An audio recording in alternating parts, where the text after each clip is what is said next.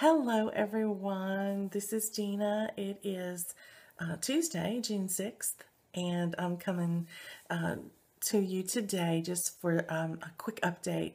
I've been participating in the Whine Wips Stitch Along, and you may be surprised to see which picture, which pattern I picked to do my Whine Wips, but here it is. Teresa Wentzler's The Nativity.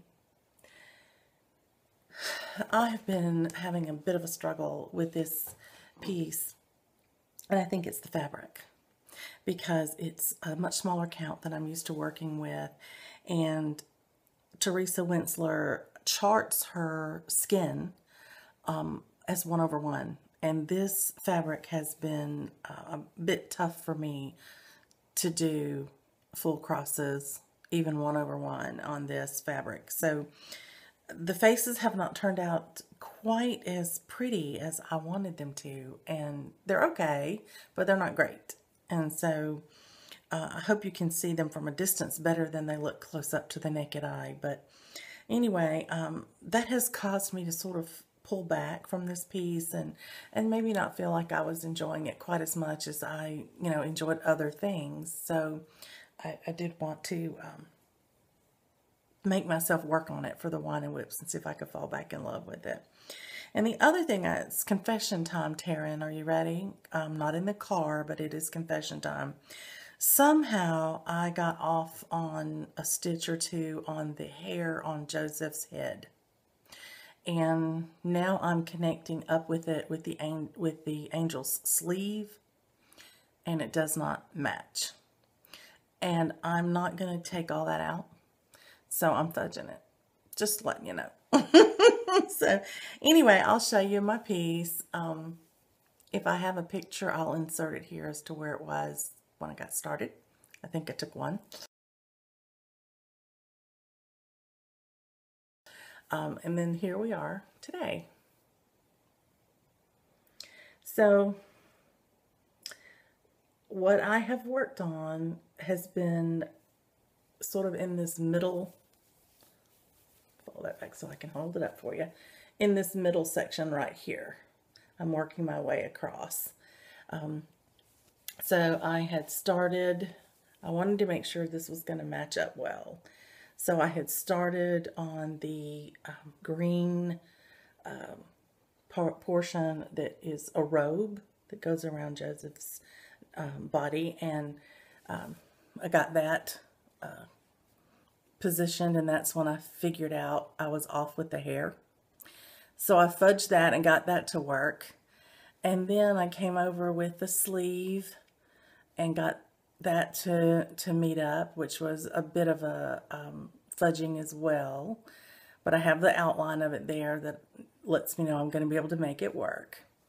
And then I came up here and started working on the angel wings that go up here.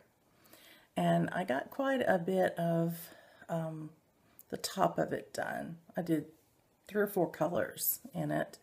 And so the good news is I've gotten the whole outline coming up from the angel up here. This met up beautifully, which was wonderful. And then I'm coming down this way.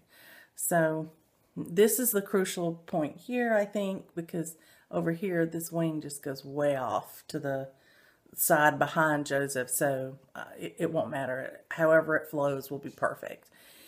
So I'm hoping that this Whine Wips Stitch Along has afforded me the opportunity to get past this little mess up with the hair here and correct it enough that the rest of the piece should flow. And I guess those faces look okay. Anyway, I think part of it is the outlining that creates all of the detail in the face is done with a very light color. It's not as dark as I would have thought it would be, so it doesn't show up that much. But anyway, that's what they look like. So you can see I'm avoiding Mary's face right there because I had gotten kind of disappointed with those faces. But anyway, it's moving along, and I think now that I've got that wing started and I've gotten the top to match up and I've gotten the little fudging done on Joseph's shoulder where his hair is, that the next time I stitch I should have those errors taken care of, and I should be able to make a little more progress. This is not my usual amount of progress on a piece, but I had to stop and think and calculate and figure out, is this going to mess up the pattern too much? And so I'm hoping that that investment will pay off the next time. So I will put this one away for this rotation. I know the Whine Wips goes on a little bit longer, but I'm going to start a new SAL tomorrow. I'm going to participate in the Something Old, Something New, Something Borrowed, and Something Blue from Stitch Maynia, I think it is, or Finish Line. And so I'm going to start on a piece that, and I have a little video clip that shows you the start and or what I'm going to do for that. And so I will let you watch that here. And for today, for this piece, that ends that rotation. Okay, I also wanted to thank everybody for their votes on the on my next whip and our next starts, you know, in my 4 categories. And so I'm gonna, today is just the 6th, so I'm gonna go probably till this weekend, and then I will tally the votes, and I will film a segment letting you all know what won in each category, so you'll know what I'll be starting in those categories. So until then, I hope you guys have a fun-filled and a full of stitching time week. Happy stitching, everyone. Bye.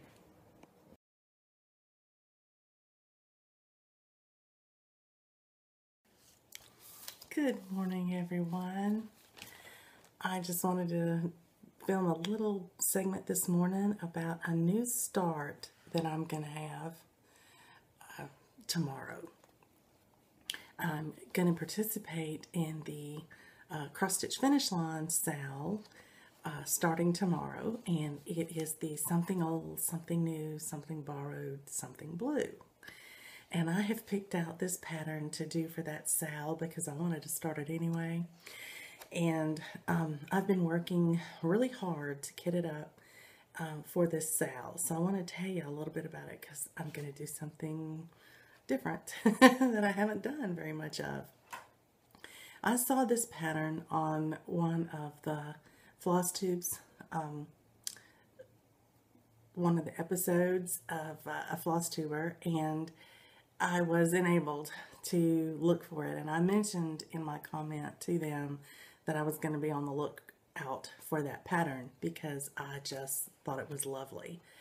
And someone picked up on that. One of my I guess someone who follows my channel as well saw that comment and had it in their stash and just private messaged me and said, I'll loan this to you. And so they sent it to me. So this is the pattern. It is the Stitcher. And it is, I'm trying to keep the glare off of it for you as much as I can, but it is a lovely sampler. And I'll read it to you what it says. When I was young and in my prime, here you may see how I spent my time. So this is a sampler to indicate the work that that young person did. And it is made very much into a pattern that is to look very aged and old, you know, that would have been stitched back in the day, as they say. Because it's very monochromatic, very few colors, and very muted. Well, as you know, I like a punch of color. I'm not color crazy. I don't like everything wild and extremely bright, but I like a pop of color. I don't like things that are all one color very often unless they're variegated or unless they're a pretty color. But this was a little too muted for me. But I loved the chart and I loved the sentiment of it. So in addition to getting this, I received a gift, and I shared it with you a while back, from my postcard pal for Stitch from Stash, and she had sent me a beautiful vibrant blue thread called Mediterranean Sea. And I thought, wouldn't that be a beautiful color to do this lady's dress in? This dark and bold blue. Well, it is very bold. So I had a little trouble trying to put together all the color palette to go with it and to decide how many colors I wanted and that sort of thing. And I pulled together a few colors. I took a picture of it and I sent it to Emily C. Hi, Emily, if you're watching. Thanks for your help. Emily looked at my palette of colors and she said, I like all but one. And it kind of sticks out like a sore thumb. It doesn't go with the rest of it. I'm worried about it. So I chucked it. Boop, that was gone. If it didn't set well with Emily, then it didn't belong there. So then Emily gave me some advice that I found invaluable. She said, pick your primary color that you want to use and build the rest of your palette around it. And but make sure you bring the colors from one side of the piece to the other. Don't just use a color in one spot and, you know, never bring it across. So I pulled out this pattern and I made a working copy of it. And I took my colored pencils that I use to mark my patterns, my working copies. I don't mark up my original patterns, just my copies. And I took that working copy and I colored it. And I tried to find a pencil that was as close to the color I was using as I could to see just a little bit how it was going to look. And that was a great tool for me. This is the first time I've done a complete conversion. And I really needed that visual. I'm very visually, I guess, decision making or whatever. I make my decisions seeing the colors. That's why I usually pick a pattern that I like the way it's charted, because I can see it. So I'm stretching a little bit here with Emily's help. So what I decided to do was chuck that copy and start over. I knew I wanted to do the dress in blue. I even swapped out that blue for a milder blue to see if I could come up with a better palette. But nothing would do for that dress but that blue. So that's got to be my color. That's got to be what I build around. So I want to take the camera. I'm going to pause it and turn it around. And I want to show you my color palette of what I'm going to do the stitcher in for the SAL starting tomorrow. Hold on. Okay, here we are. This is doubloon. I think most of you have seen this fabric multiple times, but I've chosen to use it because I think it would look really good for this pattern. And this is the color palette. Now, this is the blue that I have picked for the dress. This is that Mediterranean Sea. It's very variegated. I hope it's showing up well for you there. You can see some of the light, dark shades. And I'm either going to use the darker colors for the outline, or I'll use a blue that Emily recommended, which is a really dark navy blue, to do my lines for the, the folds in the dress. But this was my inspiration to do this piece, was to make her dress this vibrant blue. But it will be the most vibrant color, as you can tell, in the palette. So I have a combination of Gentle Arts and Classic Colorwork pieces here. I've got some little off-whites. I've got some browns, some golden brown, tan colors, some more caramel colors, darker browns.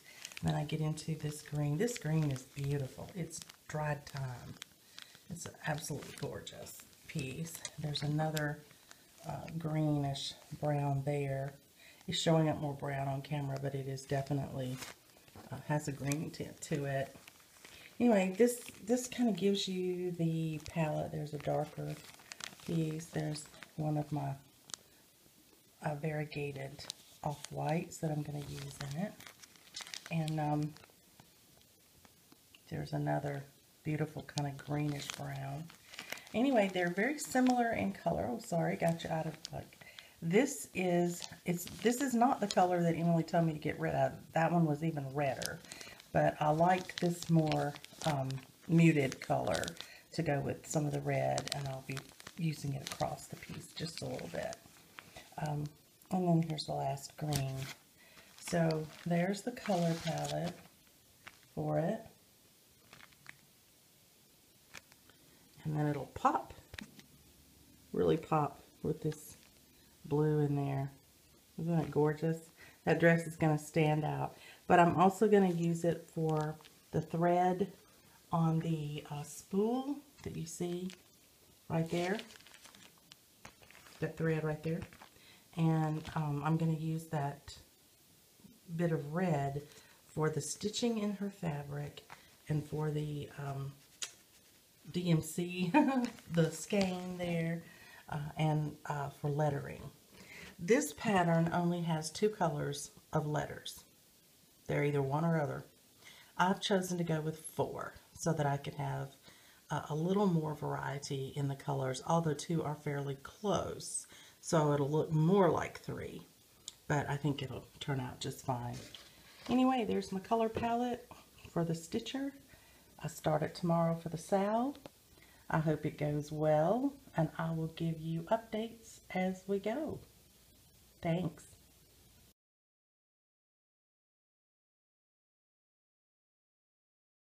Here's the progress so far. I really like that blue.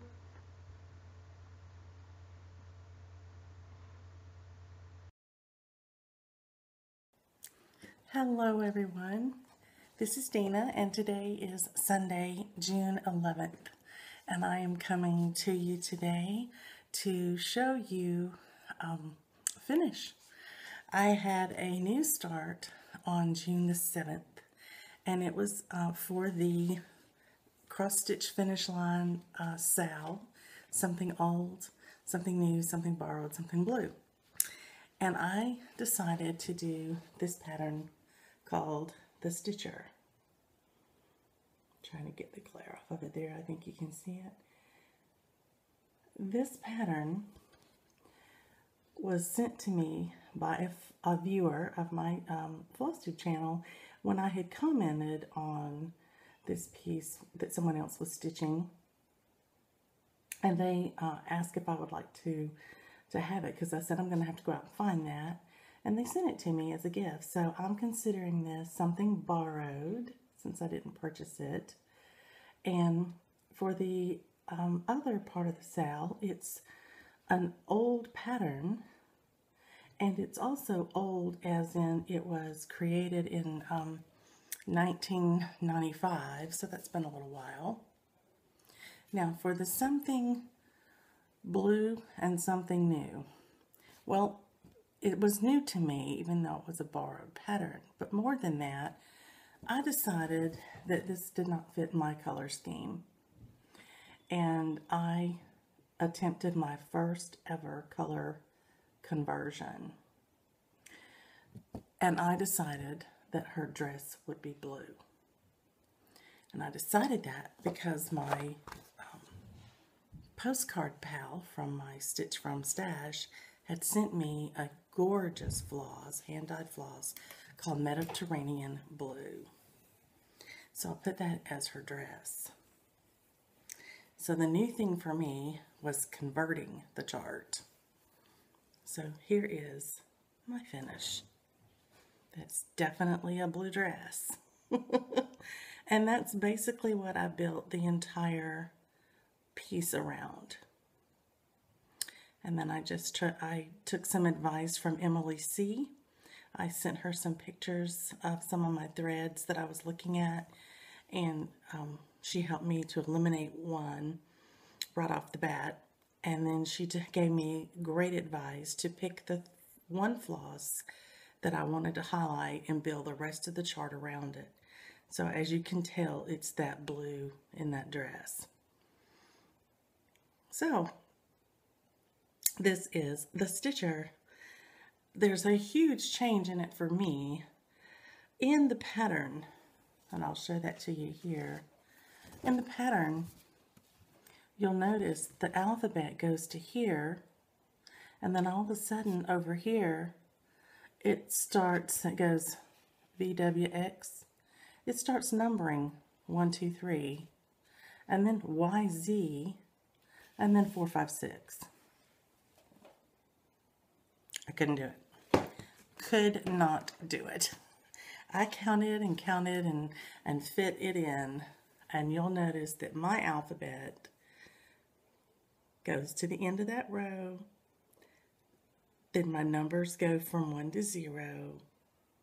Now in doing that, I had to give up a space in here where a button went. And the button went between these numbers 7 and 8. So instead, I just put mine up here, because there was plenty of space there between that W and X for a button. So, and they're just supposed to be randomly, you know, put around anyway. Now these buttons and the treasures here of the scissors, they came with the pattern. But the pattern said you had to coat your scissors with some sort of sealant or paint or something so it wouldn't rust. So I had to go get some clear spray paint to do that with. But I got that done.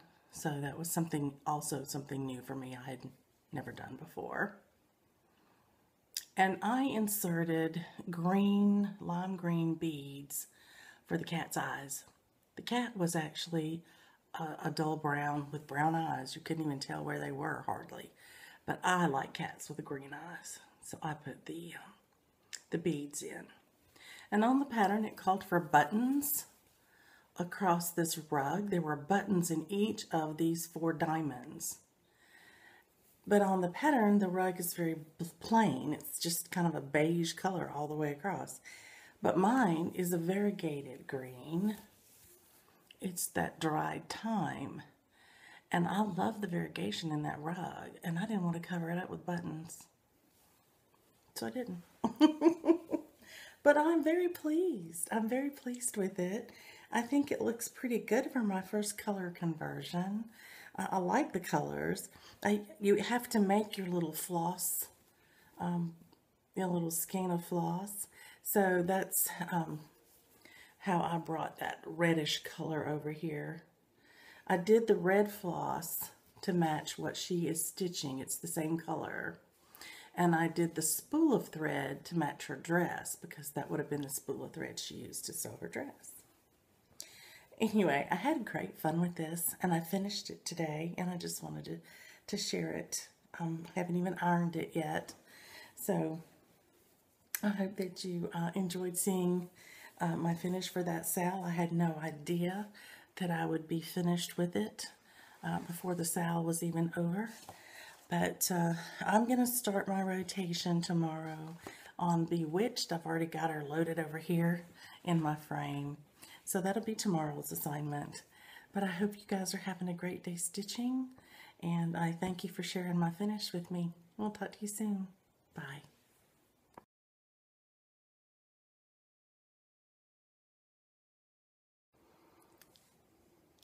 Good morning, everyone. This is Dina, and I have a guest with me today. This is JT, my son. And I've convinced him to share this video with me as my guest. So first of all, I want to give you the results of the competition we had, or the voting that we had for my next 4 starts in the categories that we had to vote in. First category was the memorabilia. And this is the memorabilia that won. This is Ashley's Roses, and it won by 12 votes. So it was a decided victory. This is the one everyone overwhelmingly chose as my first start. Lots of votes for different ones. There wasn't a single pattern that didn't get a single vote, so that was good. But that'll be the first memorabilia start that I will do once I finish the one I'm working on. And then Teresa Wentzler. This one went back and forth between a couple of them, but Rapunzel was the victor, and she won by about 12 votes as well. So that will be the next Teresa Wentzler start. Now the Patriotic Sampler won by the most, widest margin, I guess I would say. This one won by 19 votes, and it's the Patriotic Sampler. And of course, it would be the one with all the specialty stitches. Thank you all very much. So I'll be working on that next in my patriotic lineup. And then I have a dilemma. And my son and I think have resolved this, but I resolved it. he gave me the solution. This one, Winter Rose, and this one, Oh Christmas Tree, and this one,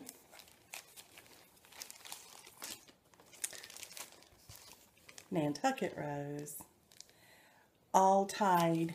They got the exact same number of votes. Now, I think I may have told you before that when I laid all this out to film the first time, I asked JT which one he thought I should do. And he said, I think I can pick the one you would choose. And he picked Nantucket Rose. I also had notes from 3 of you wanting to do a stitch along with Nantucket Rose. So JT said, I think it's hands down, it needs to be Nantucket Rose. So that's the one that won. So that's the one that won. We declared it the winner for those various reasons. So I would like to say thank you again to Talia, because I was gifted this in her drawing. And that's the reason I had it in my stash to begin with. And I'm going to be doing it on this gray even weave. Mine is a 32 count, so that's pretty small, but at least maybe the picture will be small enough that I can afford to frame it. So the 3 ladies who indicated that they would like to do a stitch along, I didn't get permission to give your names out on the video, but I will send you a message and let you know that will be the winner, and we'll determine when we're going to get started on that so that we can all work on it together. It may be a little while. I'm not ready to start any of these yet. I just wanted to know which ones to line up and be prepared so that when I have a finish, I'm ready to go. Okay. JT's been back here cross-stitching. On my last X right here. All right, go ahead, finish that. I have persuaded him to do a little bit of a special show for you today, because I've shown a little bit of his art off and on as he's given us presents and things like that. He does different mediums. So I'm going to ask him just to kind of tell you about what he has here, you know, how you made it or whatever. So you pick what you want to talk about. Okay. So I do different kinds of artwork. So the first things I'll show is just a painting. And how I do my paintings is a little different. I actually use cross-stitch hoops for my frames. And I use t-shirts or blue jeans as my canvas, because it's just a lot cheaper.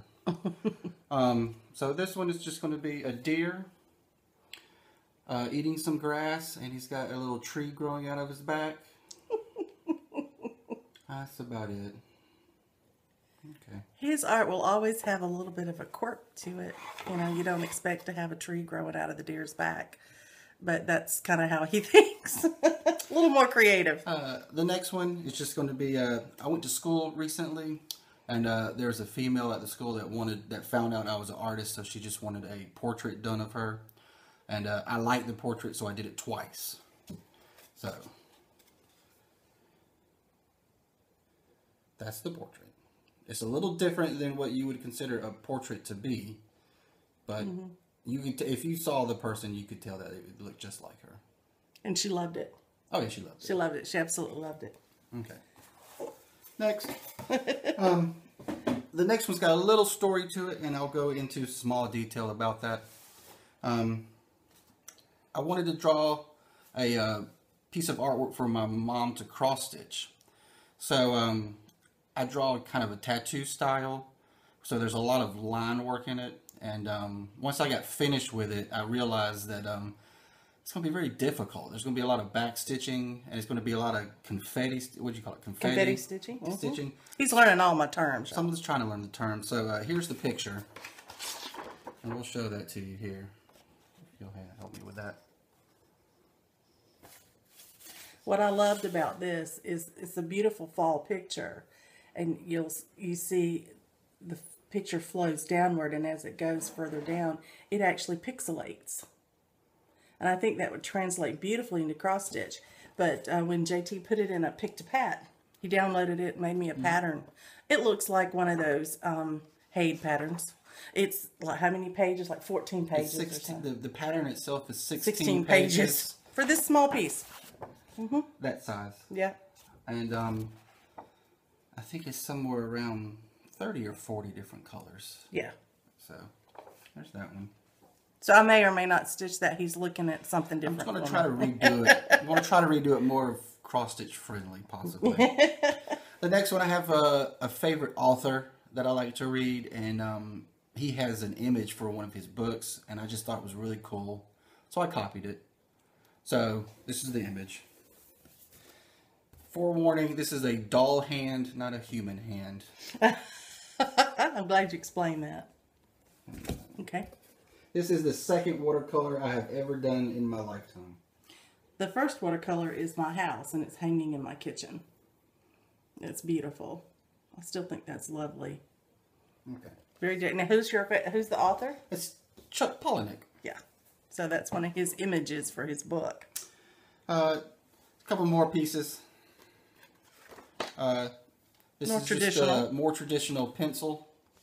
And this is a wheelbarrow. Just full of your leaves that you trimmed. Now, I'm not sure if y'all have seen this before, if my mom has shown it, but this is a stippling. So this is just a pen with lots of little dots. Everything's a dot. Everything you see will be dotted. No lines or anything, just dots. This is a cityscape. I'll let you see it back here so you can get the full effect. And then as I get in closer, you can tell it's all dots. This one, please. Okay. We're about to get into some of my favorite type of art. If you'll be able to tell what type that is here. It's another cityscape.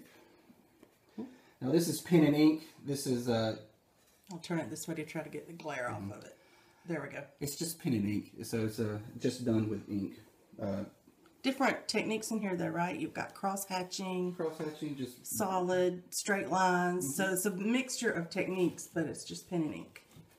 But you'll notice the signature at the bottom there is the JTH13. That's his art signature. It's painted like graffiti.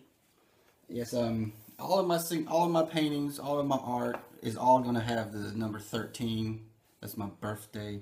Yeah, he was born on a Friday the 13th. Friday the 13th. It's not that it was done in 2013. It's just always going to have 13. Mm-hmm. All right. He has that actually tattooed on him. I do. He likes that 13. That's a unique number for him. So this is the first time I've ever tried something like this. This is just a black background. And I've just taken white stickers and cut them and stuck them to the background and made this cityscape. And I think I showed this to you when I framed my first little piece with my little gun that I have, my pilot point driver. But I don't know that we had it framed yet. So I told him I wasn't sure if you had seen it. All right, and the last one is going to be a little special thing that I do for fun, and it's more of a collage. I love comic books, and those are just some ladies' shoes that I have turned into a pair of comic book shoes, and I made them red bottoms because, you know, I know y'all like red bottoms. Those expensive red bottom shoes. This is Wonder Woman comics. Turn them around. If you turn around, you can see the W. Oh yeah, there's the W on the heel. And this was just done as a display, because if you wear them, they'll crinkle, so we don't wear them. But they're put on just a board that you stained, right? A piece of wood that we cut that he and just stained. displays them on. All right. So the last thing we're going to show you is actually The original here. an original piece of art that I've done, and it's kind of like a space scene, or a kind of a galaxy with a couple planets, some space gas, as I would call it, And it's pixelated at the bottom. I like the pixelated effect. And what we have done with this now, I've taken a part of it and turned it into kind of a Andy Warhol type piece of art that I've picked 4 colors for. And that's what you saw me cross-stitching at the beginning of this episode. So I'll show you. What is this, a whip? Yes. A work in progress? This is his whip, guys. So he has started the top planet right here. Do I have it upright? Is that right? Turn it over. There you go. That way. Sorry, I had it backwards. Okay. This is what it looks like, and this is where he has started. And we've decided to use 4 colors, and they're all 4 going to be variegated thread, right? Yes. Is that what we call it, variegated? Yep. So, and we'll show you those colors that we've chosen. Okay. He started first with the variegated black. The black and the gray. And these are all DMC colors. Next to the black and the gray is going to be the green. The black here is a DMC 53. Right, that will be to the right of the black. That will be the green. Under the black will be the orange. And then diagonal from the black will be the purple. Like that. And that's it. It'll be kind of like that. And so this is, these are all DMC. The 53 is the black. 94 is the green. 51 and 52 are the orange and the purple. So he's just working that in there to see how he likes it. And I think this will be the second piece I'll have ever cross-stitched in my lifetime. The first one I started years and years ago, probably when I was 8 to 10. Yeah, you made Dad a tree ornament. And I made a Christmas tree ornament for my dad. It's a duck, like a mallard. Mallard, yeah. And it's on our tree every year. It would have been finished by now with the amount of work that I have done on this, if that gives you any idea how small it was to start with. It was tiny. So, okay. But you started this just last night. I started this last night, and I've been on it for probably 3-4 hours. Yeah, just doing it in his spare time. I don't see how y'all do this. This is taking me forever.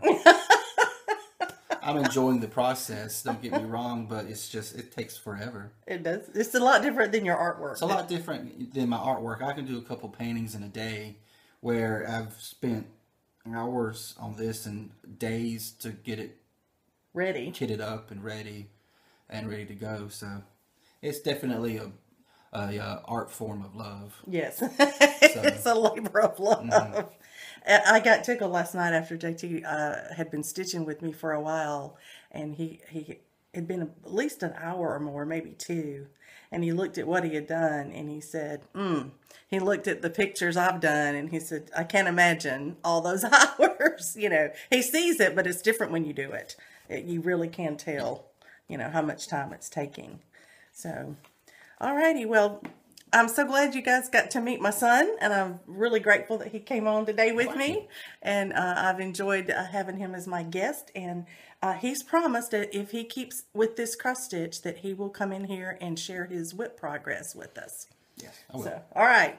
You guys have a great day stitching. We'll talk to you soon. Goodbye. Bye.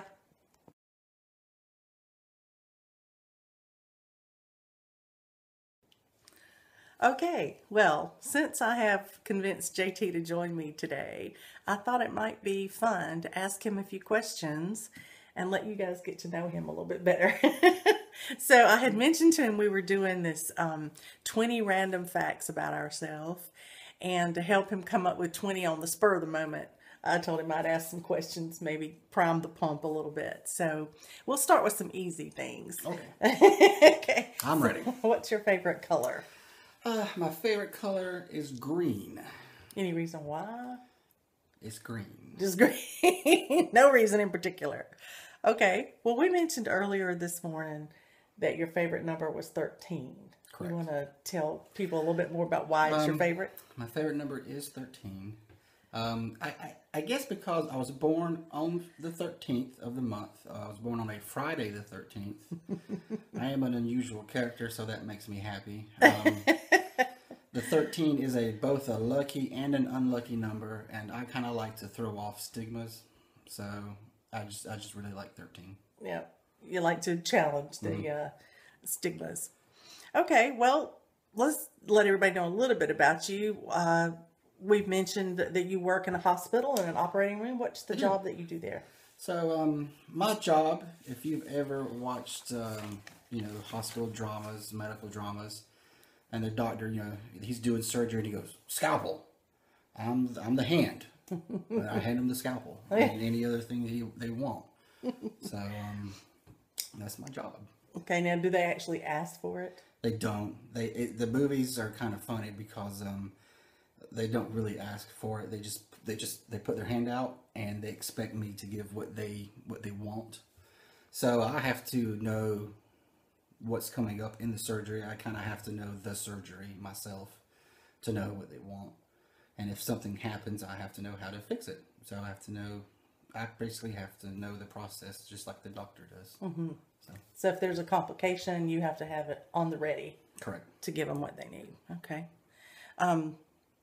Well, interestingly enough, in the scrub tech job, JT has taught me a lot about that, but in the scrub tech arena, you have to know sterile technique very well. And that actually helped you get another part-time job. I did. I had another part-time job while I was doing scrub teching. Because I know sterile technique and how to autoclave and sterilize instrumentation, I got a job in a tattoo studio. It was the first tattoo studio in our city, and the reason it was in our city was because I was hired to do the sterilization so they could guarantee proper sterilization of their equipment. Mm-hmm. And now we have them everywhere. And now they're everywhere. So. But you did something for them there too, in addition to sterilizing. I was the piercer. I did all their piercings, and then they were teaching me how to tattoo as well. So you were apprenticing at the... I had the apprenticeship at the tattoo studio. So now is that where you got most of your tattoos? I would say 80% of my tattoos I got from my boss and the other artists at the studio, while the other 20% I've paid good money from traveling artists that are well known. So you had appointments with them when they were guest appearing? I get appointments when they come through. Yeah. My husband and I used to tease that we were afraid to go out of town because every time we went out of town, JT had a new tattoo or a new piercing when we got home. But now he has quite a collection of beautiful artwork. All right, well, let's talk about before you became an adult and you were working, a little bit about your background. You went to grammar school and high school in Georgia. Mm-hmm. Did you play any sports in high school? I did. I played 2 sports. I played football and I wrestled. And we're not talking about WWE. This is amateur wrestling, not professional. So I wrestled and I was the tight end on the football team. And we got state championships in both of those sports. I got 2 in football. I got a weight division for wrestling and the team championship in wrestling. Yeah. Well, that sort of was your mode of operation, though, for getting trophies and things. You took karate as a small child. I took karate for about a year as a kid, and we had a regional tournament, and I took 3rd place in the regional tournament and got a nice size, the biggest trophy I've ever got. Yeah.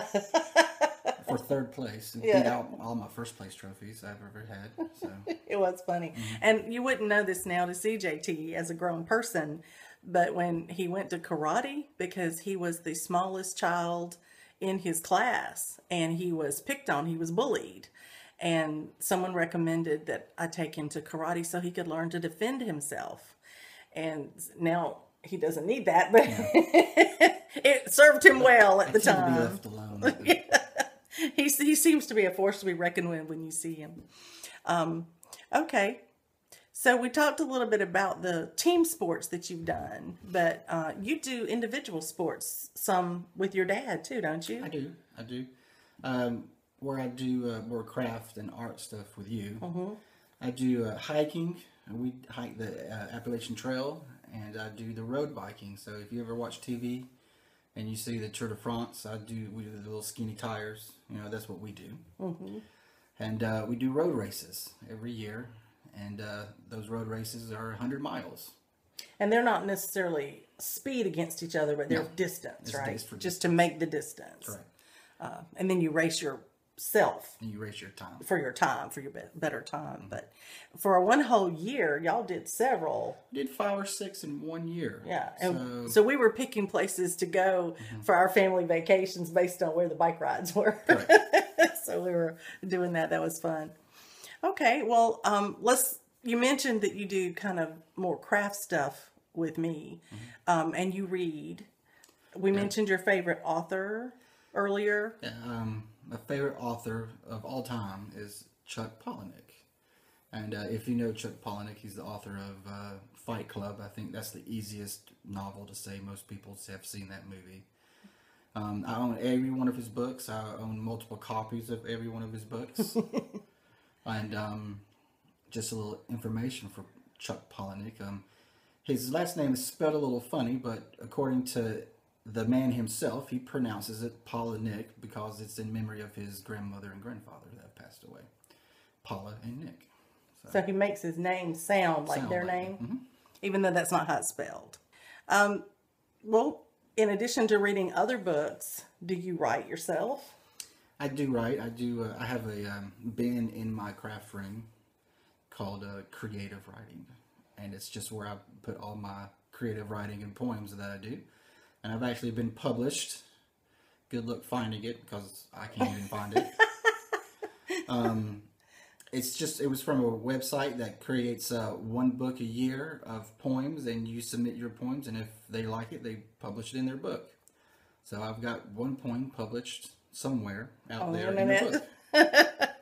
You don't get anything for it, right? You just the fame of being published. A certificate saying congratulations, we published you. Oh, lovely. Okay. So. Okay. All right. Where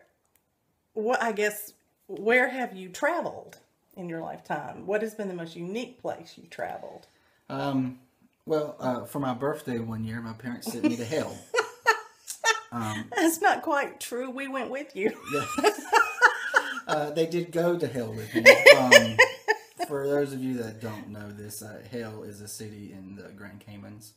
I think it's the Grand Caymans. And basically it's just big enough for a post office. And you go there and you can send yourself a postcard from hell. Or you get a t-shirt that says, I went to hell and all I got was this t-shirt. Yeah. So so now you can literally say you've been to hell and back. I've been to hell and back. That was terrible. Well, that'll be the only time you go to hell. Since I am a Christian, that will be the only time that I plan on being in hell. Yes. Well, but let's stick on the travel thing. What's one of your favorite places that you like to travel, that you've been to? My favorite place of all time is Washington, D.C. And I can't explain why. I guess it's the monuments, the museums, the artwork. They have a lot of artwork in D.C. And you love history. And I like history. Yeah. So, well, what about outside of the U.S.? Where would you either like to go, or I know you've been to Mexico, but where else would you like to visit? My favorite place outside of the U.S. Would have to be Australia. Congratulations if you live in Australia. You're on my list of favorites. I can't explain why I like Australia. I've just always wanted to be there. And want to visit there? Visit there. I would love to have a working green card. I don't know if they have green cards in Australia. Yeah, but you'd love to work. I would love to work for a year there and just live there for a year and then come back home. And see what it's like. See what it's like. Okay. Well, okay, all of you Aussies over there, let us know if there's an opportunity for JT to come work for a year. Okay. What else if you had to pick a place in the United States that would be your favorite place to visit other than D.C., where would that be? Considering that, our capital is not a city or a state for some reason, my favorite state would be Alaska.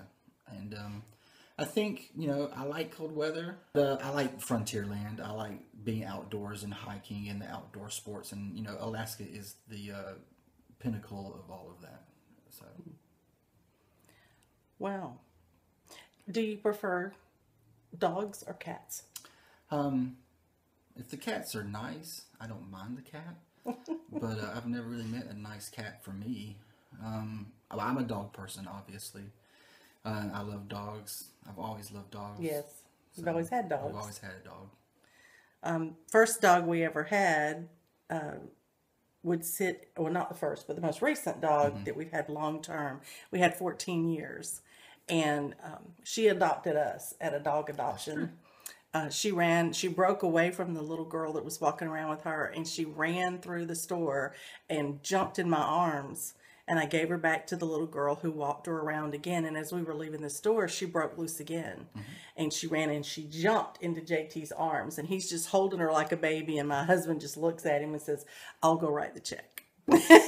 And we adopted her. We had her 14 years. Yeah. But she played football. You taught her to play football? I taught her how to be a wide receiver. Yeah. Yes. I was the quarterback, and I would throw. It's just a lot smaller football, but I would throw a football, and she would actually run and jump and catch it in midair. And then she would run for the touchdown. Run for the touchdown and come back and give me the ball. And want you to do it again. Yep. Until she dropped. I mean, she would just do it for a long time. And then she would wrestle with you too. I taught her how to do professional wrestling. This is the fake wrestling. But she was quite good at it. She could pin me and everything like that. She enjoyed it a lot.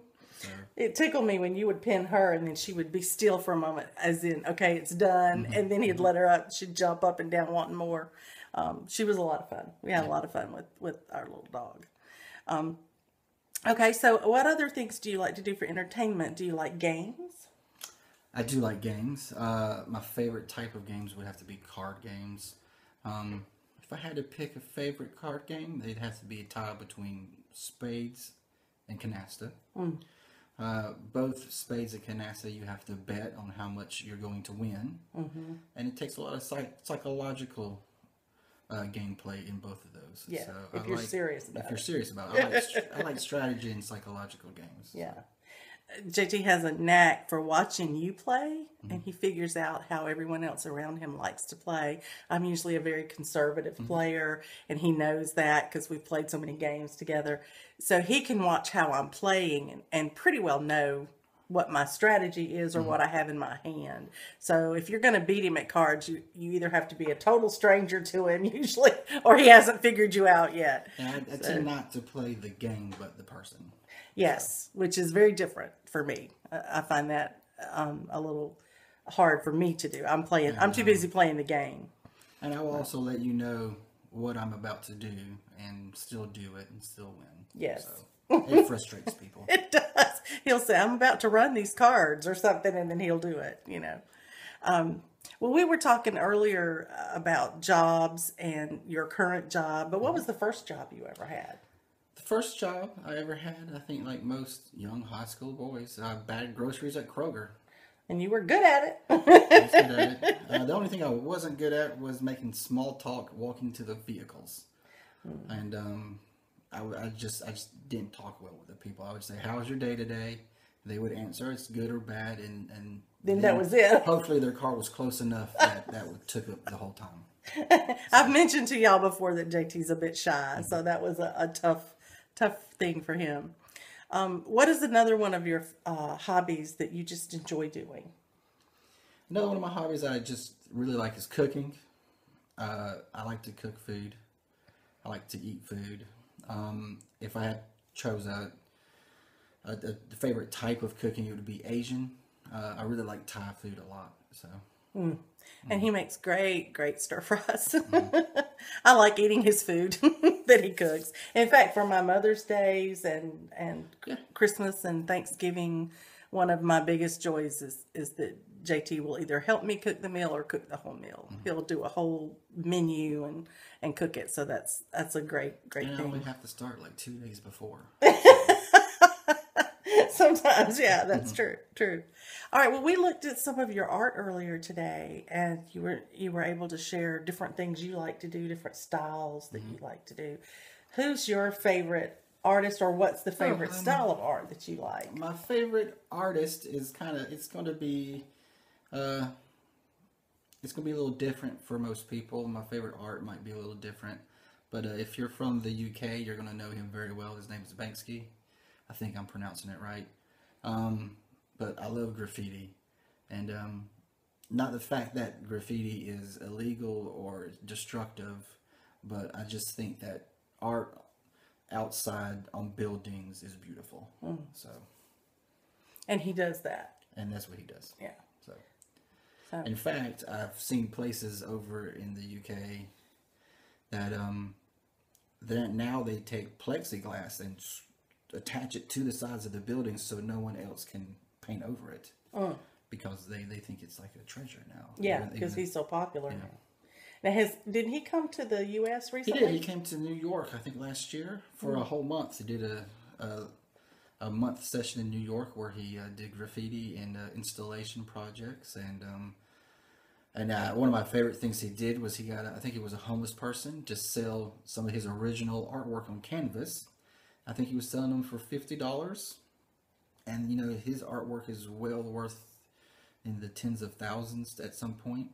And he was selling them for $50. And everybody thought that this guy was just trying to make money off of his name and these were fake paintings. So only a handful of people bought them. But they got it original. But they got the originals. And that's something he would do. And that's something he would do. Yeah. And I actually own some of his counterfeit money. Oh, he's done art on. He's created the 10-pound bill, but it's the Banksy of England. Banksy of England. That's great. Makes a play on his name, and you've got some of that. And I have some of that. Well, is there any other random fact that you can share with us right off the top of your head? Sure, we'll do an honorable mention for this. And it's kind of a big debate out there if you're an Apple or an Android, and I'm most definitely an Apple. So you're an Apple user. I am an Apple. I love Apple. I will always use Apple.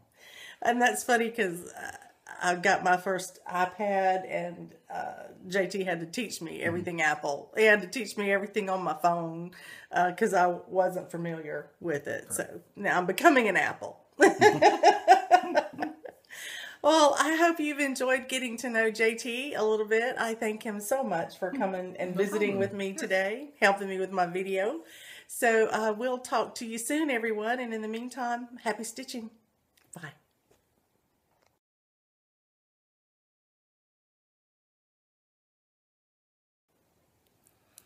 Oh, I just wanted to add one more thing to the video today. Wanted to pass the stash a little bit. So earlier in the video you saw my finish on the stitcher, and I told you a little bit about what I had done to it and how I made it mine. And I've thoroughly enjoyed that process, and I hope you'll do the same with something someday. But this is the original pattern, the stitcher, and someone was so kind to give that to me that I want to do the same and pass it along to someone else who might like to stitch it either this way, or I think it lends itself easily to a conversion because there are so few colors in here that, you know, you could add just a few in and you would be converting it. But anyway, I wanted to pass the stash along. And I also, because my rug here is a beautiful variegated dried thyme, I didn't want to cover it up with all these buttons. So I actually have 5 or 6 buttons remaining that came originally with this pack. And so I'm going to put it with the pattern, back with the pattern. So the only thing you'll be missing will be the little scissors. And I'm thinking you could pick that up as a little charm, you know, at one of the jewelry making sections of Michael's or Joann's or something. But if you would like the stitcher, I think I will ask you, please don't say anything about giveaway or anything like that. As y'all know, we try to avoid the trolls. But if you would, just in your comment below, tell me who your favorite author is. Since we've been talking about, or artist, since we've been talking about that with my son today, just, you know, put the name down of your favorite artist. It could be a designer for cross stitch. It could be someone totally not in the cross stitch arena. It could be an artist, you know, who paints on canvas or who sculpts or works in a whole nother media. a photographer or something like that. But just tell me who your favorite author or artist is, and then I will include you in the selection process for the Pass the Stash for the Stitcher. And then you can possibly put that in your sewing room like I'm going to put mine. Now I've got to frame it. I'm going to attempt to frame this one myself, so wish me luck on that. I'll be watching some videos again. I've watched a few tutorials in the past just out of curiosity to see how hard I thought it would be. And now I want to watch them for more like going to school. I want to learn so I can see if I can do it myself. Anyway, if you are interested in this stash, please do put a comment below. And if you have enjoyed me having a guest, please let him know. I'll share comments with him if you want to make any comments. But I just thought that was so much fun. It was fun for me. I thank you guys for allowing me to have my son come and be my guest today. And I hope that you will have a very happy stitching time until we talk again. I may, if I have enough footage when I put this together, go ahead and upload it so that you can see that I've picked my winners for my next starts and see what they are, because several of you have asked, you know, how soon I was going to do that. And that way you'll get to see which ones got the most votes.